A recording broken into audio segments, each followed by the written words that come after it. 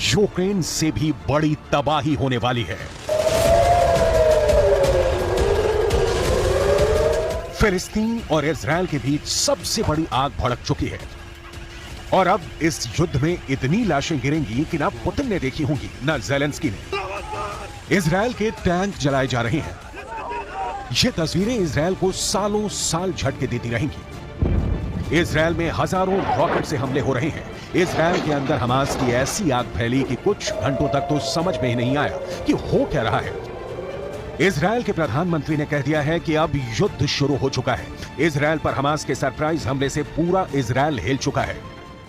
यह हमला जमीन के रास्ते हुआ है। कंटीले तारों की बाढ़ काटकर हमास इजरायल में घुस चुका है। मोटरसाइकिल पर सवार यह हमलावर अचानक इजरायल में घुस गए। यह हमला समंदर के रास्ते हुआ है। हमास की स्पीड बोट इजरायल के किनारों पर हमले के लिए पहुंच रही है। यह हमला आसमान से हुआ है। ग्लाइडर की मदद से हमास का मिलिशिया इजरायल में किसी कमांडो की तरह उतर रहा है।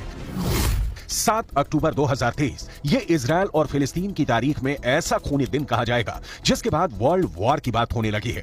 हमास के कमांडर ने इस हमले को नाम दिया है ऑपरेशन अल अक्सा फ्लड। इजरायल के प्रधानमंत्री बेंजामिन नेतन्याहू ने भी कह दिया है कि युद्ध शुरू हो चुका है।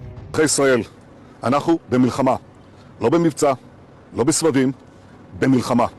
הבוקר חמאס פתח במתקפת פתע רצחנית נגד מדינת ישראל ונגד אזרחיה. אנחנו בתוך זה משעות הבוקר המוקדמות.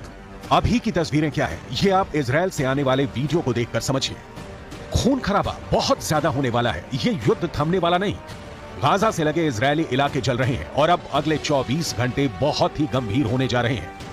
हमले की शुरुआत कैसे हुई ये बहुत गौर से देखिएगा। जो तस्वीरें विचलित कर सकती हैं उन्हें एडिट करके हटा दिया गया है।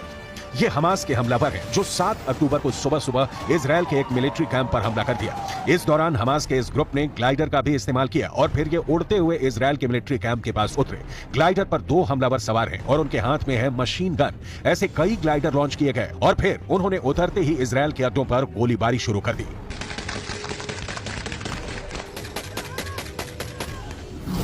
ये पिछले 50 वर्षों में इजरायल और फिलिस्तीन के बीच सबसे बड़ा युद्ध कहा जा रहा है। जिस मिलिट्री अड्डे को टारगेट किया गया वहां कई इजरायली सैनिक मारे गए हैं। इजरायल के पुलिस चीफ ने कहा है कि गाजा पट्टी के पास 21 ऐसी लोकेशन है जहां बड़े हमले हुए हैं। ראשי מערכת הביטחון, הנחיתי קודם כל לטהר את היישובים מהמחבלים שחדרו פנימה. הפעולה הזאת מתבצעת בשעות הללו. במקביל הוריתי לבצע גיוס מילואים נרחב ולהשיב מלחמה שערה בעוצמה ובהיקף שהאויב לא הכיר.